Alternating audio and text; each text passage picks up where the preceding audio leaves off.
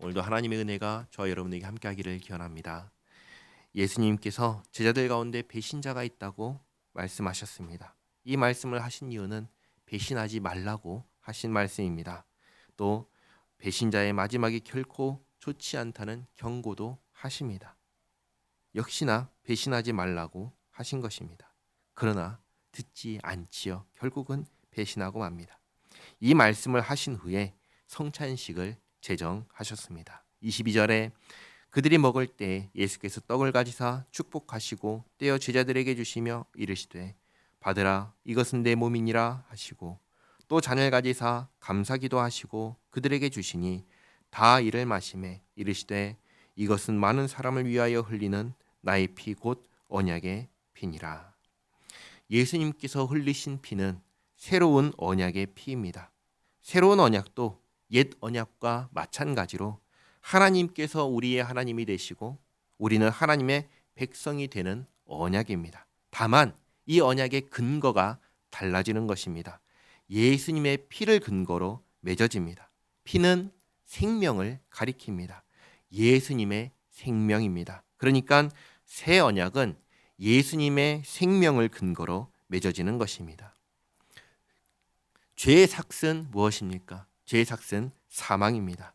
죄인인 우리는 우리의 생명을 내놓아야 됩니다. 그런데 예수님께서 우리를 대신하여 자기 생명을 주셨습니다. 예수님의 생명으로 우리는 죄 사함을 받게 되었습니다. 죄에서 자유를 얻게 하신 것입니다.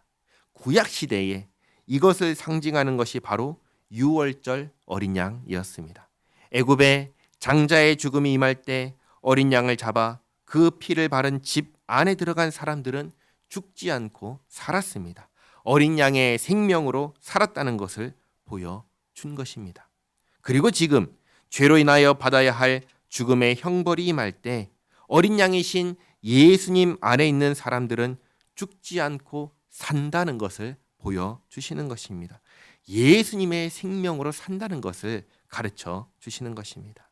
25절에 진실로 너에게 이르노니 내가 포도나무에서 난 것을 하나님 나라에서 새 것으로 마시는 날까지 다시 마시지 아니하리라 하시니라. 성찬식은 본래 유월절 식사 중에 정해진 것입니다. 이 식사를 끝으로 이제 예수님께서 잡히시고 십자가에 못 박혀 죽으실 것입니다. 마지막 식사입니다. 그러므로 자기의 죽음을 가리켜 말씀하신 것입니다.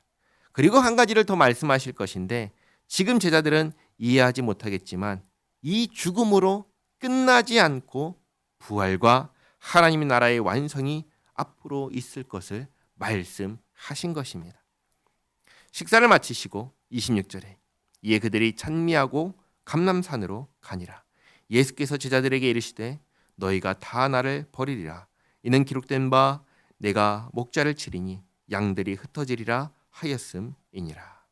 예수님께서는 말씀대로 이루어질 것을 아시고 이렇게 말씀하셨습니다.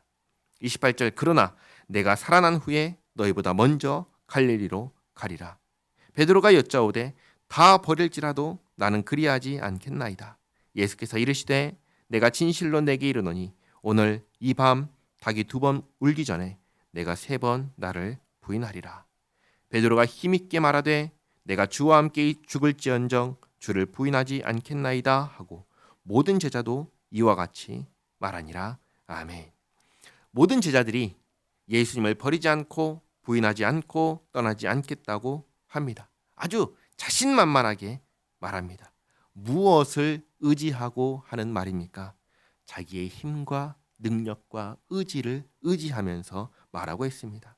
그러나 우리는 그게 전혀 의지할 만한 것이 아님을 우리는 압니다. 내 힘과 내 능력, 나의 의지 아무것도 아닙니다. 전혀 대단한 게 아닙니다.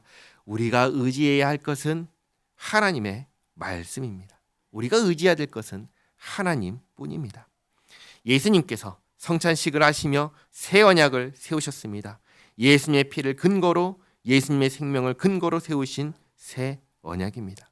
우리는 어떻게 하나님의 백성이 됩니까? 우리는 어떻게 하나님의 자녀가 됩니까? 내 힘과 내 능력으로 되는 건가요? 그렇지 않습니다. 오직 예수님을 근거로 되는 것입니다. 예수님께서 우리를 하나님의 백성이 되게 해 주시는 것입니다. 이것을 잊지 마시기 바랍니다. 기도하겠습니다. 좋으신 하나님, 성경에 기록된 대로 다 흩어질 거라 하시는 예수님의 말씀에 나는 절대로 그러지 않을 거라 하는 제자들의 모습을 봅니다. 그러나 결국 말씀대로 이루어지는 것을 봅니다.